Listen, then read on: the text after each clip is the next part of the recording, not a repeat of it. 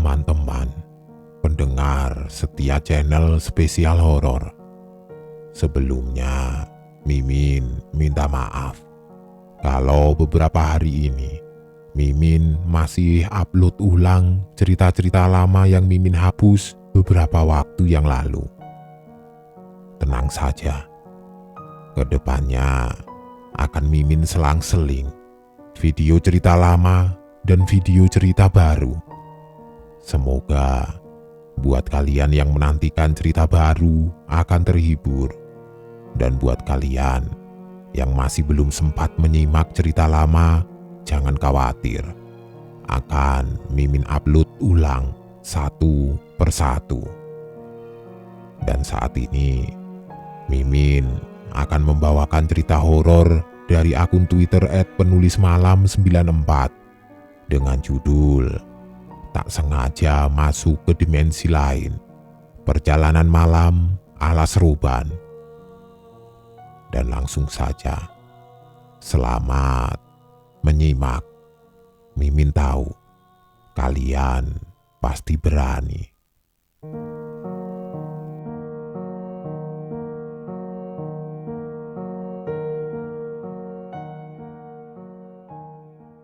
Bulan April tanggal 26 tahun 2021. Aku memutuskan untuk pulang ke kampung halaman di Jawa Tengah. Awalnya aku tidak diberi izin oleh atasanku karena aku memang karyawan baru saat itu.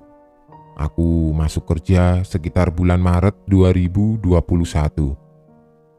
Tapi karena aku punya alasan kuat untuk menjenguk adikku yang masih dalam perawatan, akhirnya atasanku pun memberi izin, tapi dengan persyaratan aku harus pulang ke Jakarta sebelum hari Lebaran, dan juga selama 6 bulan bekerja aku sama sekali tidak dapat libur lagi, karena jatah liburku selama 6 bulan sudah dipakai buat mudik.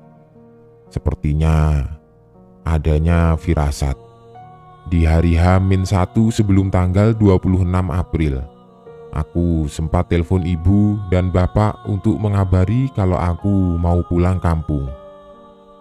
Tidak seperti biasa-biasanya, mereka justru melarangku untuk mudik. Sudah, tidak usah mudik Tole, nanti kamu kenapa-kenapa di jalan. Adikmu kan sudah membaik keadaannya, ucap ibu di telepon. Kenapa gimana bu? Kan saya sudah biasa pulang pergi Jakarta sampai kampung naik motor. Lagian saya sudah kadung bicara sama atasan kalau saya mau mudik besok, jawabku.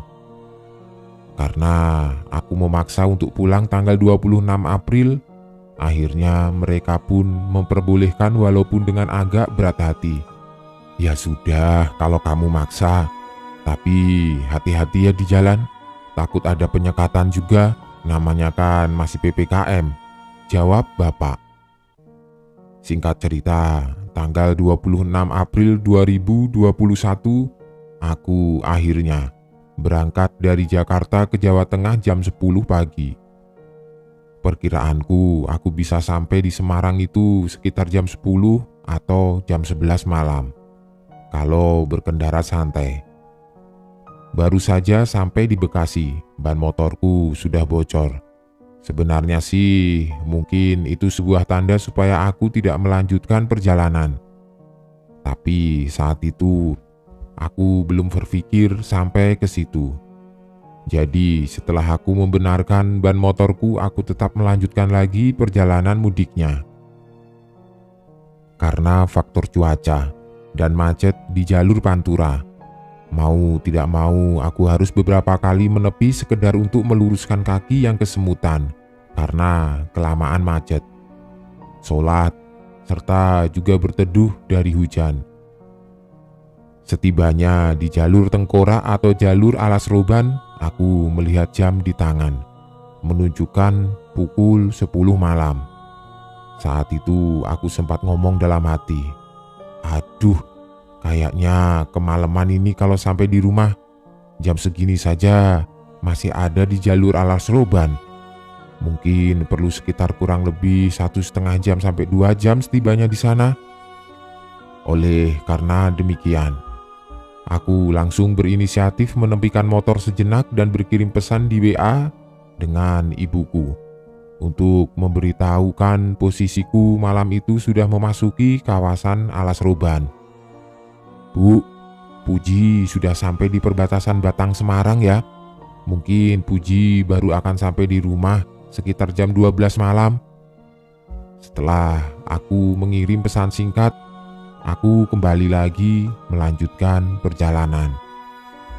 Entah karena faktor mengantuk atau kelelahan, aku jadi tidak terlalu memperhatikan jalan.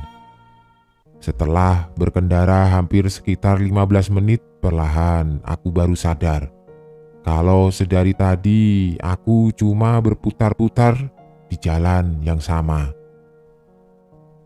Hal itu aku coba pastikan lagi setelah aku dapat patokan sebuah warung gubuk dari anyaman bambu yang cuma diterangi lampu kuning redup berada di sisi kiri jalan. Aku sempat menoleh dan agak memperhatikan walaupun sekilas warung itu ditunggui seorang kakek-kakek bungkuk berpunuk yang sedang duduk di luar.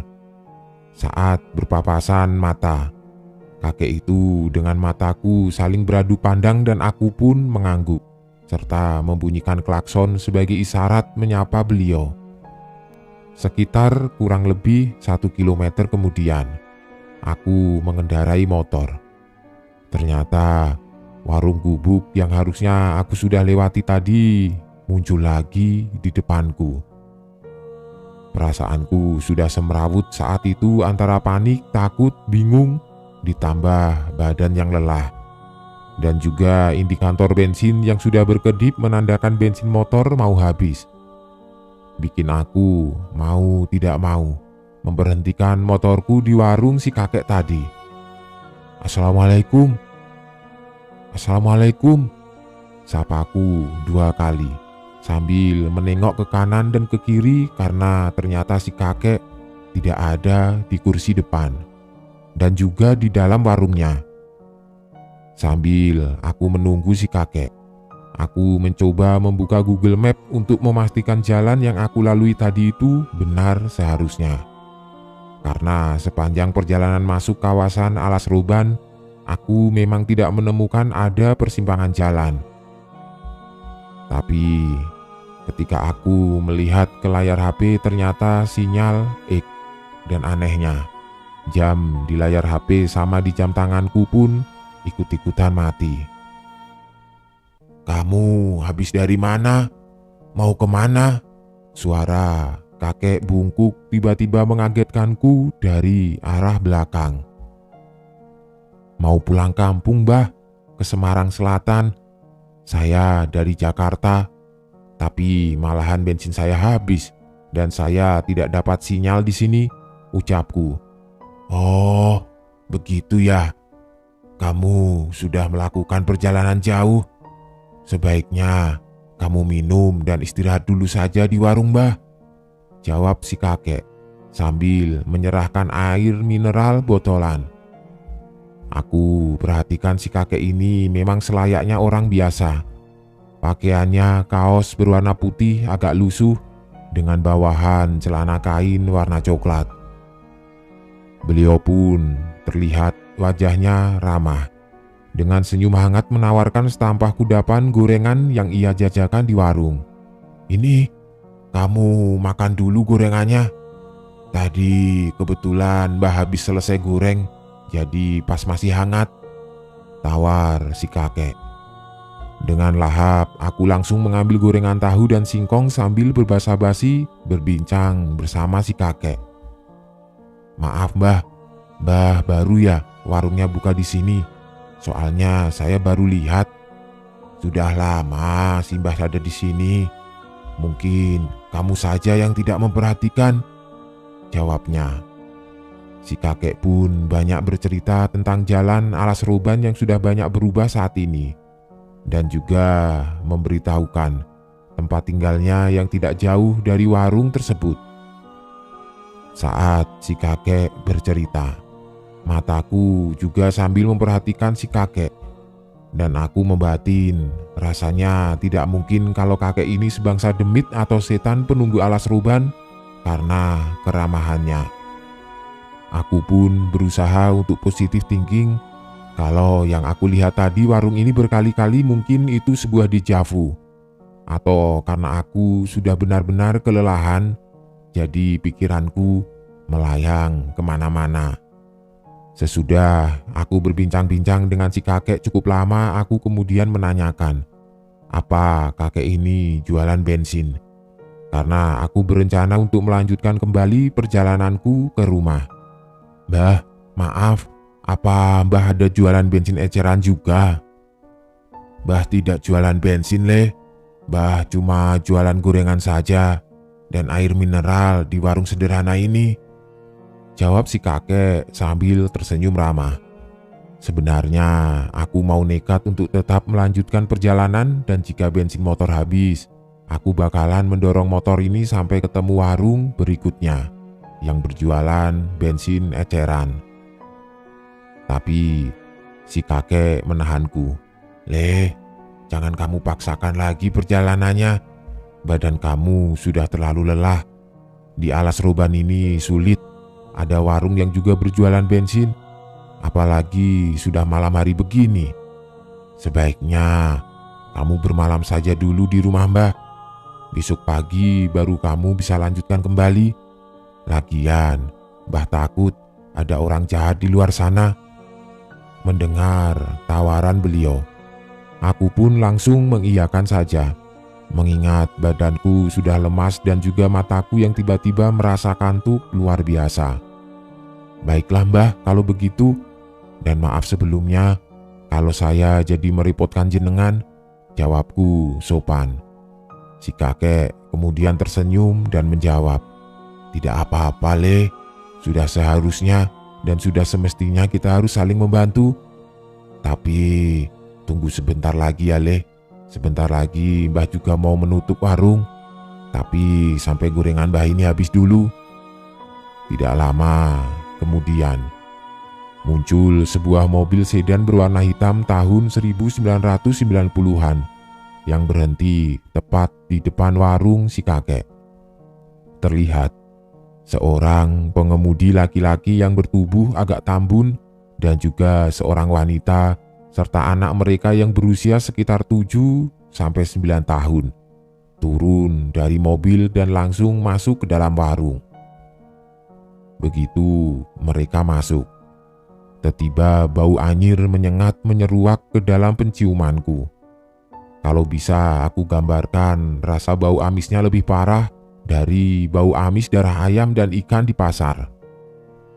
Aku sampai menelan ludah, menahan rasa mual.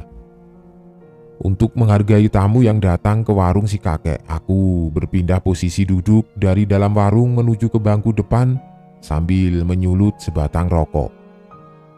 Pandangan mataku arahkan ke jalan sekitar yang benar-benar gelap, minim pencahayaan. Dan lama-kelamaan aku sadar, ternyata tidak ada satupun kendaraan yang lewat. Untuk kesekian kalinya, aku mencoba untuk berpikiran baik-baik saja sambil membatin. Buktinya ada mobil yang mampir barusan ke warungnya kakek itu. Berarti memang jalur ini sedang sepi saja mungkin, gumamku dalam hati.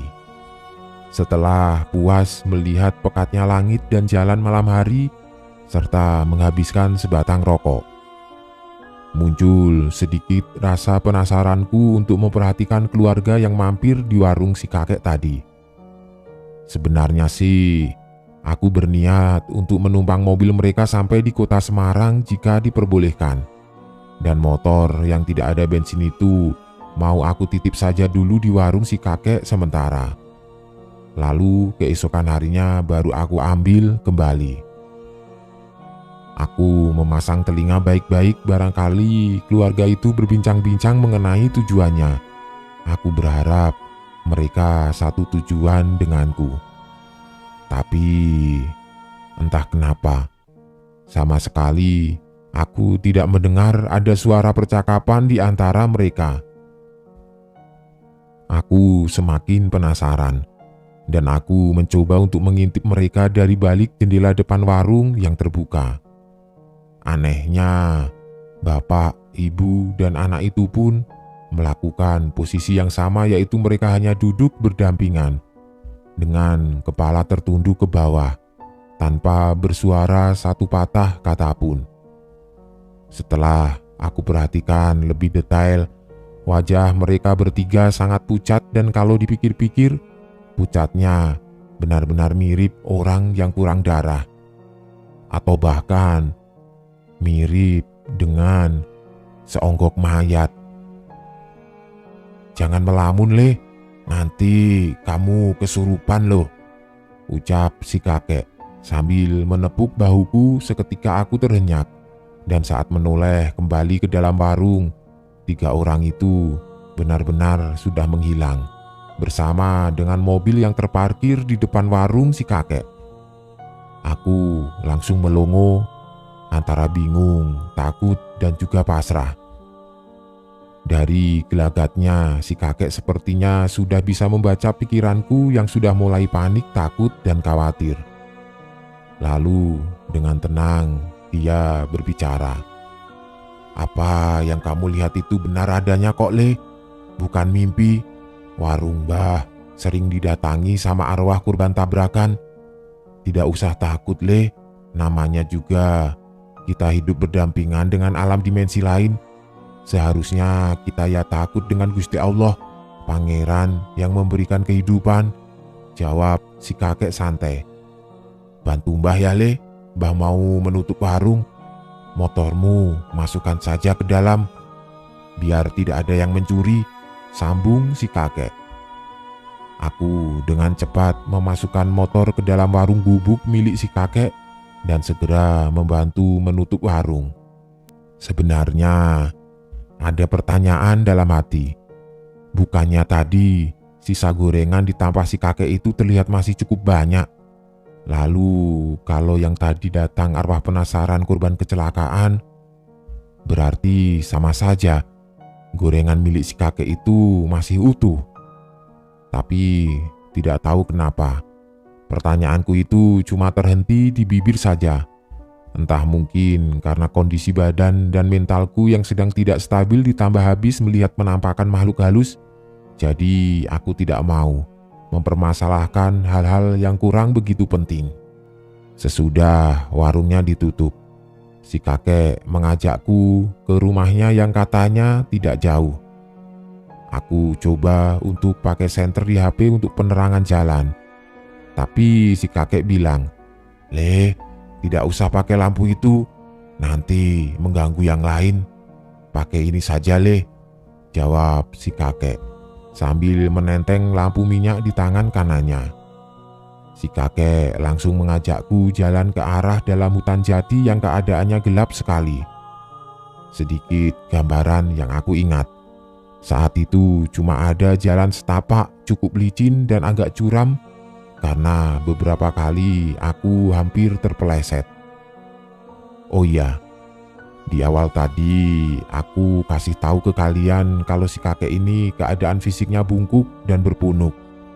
Tapi pas jalan kok bisa cepat sekali. Dan juga kakinya si kakek ini seperti tidak napak ke tanah. Karena saat beliau jalan di depanku, aku seolah tidak mendengar bunyi suara langkah kaki selain bunyi langkah kakiku sendiri. Setelah melewati jalan setapak naik turun dan agak berkelok, akhirnya aku bisa melihat ada sebuah perkampungan yang bisa dibilang terang dan ramai sekali. Pikiranku menolak untuk percaya. Masa ada kampung di tengah hutan? Sudah begitu ramai lagi. Pas aku masuk ke dalam gapura kampung, mataku disuguhkan dengan beberapa dokar yang berjejer. Dan si pengemudinya saling berkumpul asik berbincang satu sama lain. Lalu kemudian aku melihat ada pasar malam yang menjajakan barang dagangan di pinggir jalan. Suasananya benar-benar riuh, ramai selayaknya di pasar orang berdatangan sambil melihat-lihat barang dan juga ada transaksi tawar-menawar di sana. Keanehan berikutnya yang aku perhatikan adalah pakaian mereka ini bukan dari tahun 2000-an. Bahkan ada beberapa ibu-ibu yang memakai kain kebaya. Si kakek kemudian menunjukkan rumahnya yang bisa dibilang cukup luas terbuat dari kayu jati. Beliau pun mempersilahkanku masuk dan menyuguhkan air putih dari dalam kendi tanah liat. "Bagaimana, Le, suasananya di sini?" tanya si kakek sambil tersenyum. Aku hanya menjawab ala kadarnya saja sambil menganggukkan kepala karena memang suasana hati serta pikiran yang carut-marut membuat aku malas berbicara. "Le, kamu tidur saja di kamar itu. Silahkan beristirahat ya. Mbah mau ke pasar dulu membeli keperluan untuk jualan di warung. Oh iya, Mbah mau berpesan, jika Mbah sedang tidak ada di rumah ini, kamu jangan sampai keluar rumah ya. Kalaupun nanti kamu dengar suara riuh orang-orang kampung, sebaiknya dihiraukan saja. Jika esok pagi kamu sudah bangun dari tidurmu, lekaslah pulang ke rumahmu. Dan jangan lupa untuk berdoa sebelum bepergian," ucapnya sambil bersiap untuk keluar rumah. Sesudah dapat izin untuk menempati kamar kosong, aku langsung masuk dan merebahkan diri di atas anyaman tikar yang tersedia di kamar. Perlahan, rasa kantuk mulai datang, dan akhirnya aku pun tertidur. Entah berapa lama aku tertidur. Aku tiba-tiba terbangun dengan suara sinden dan gamelan Jawa di luar rumah. Suara itu benar-benar jelas di telingaku, persis seperti ada hajatan besar di sana.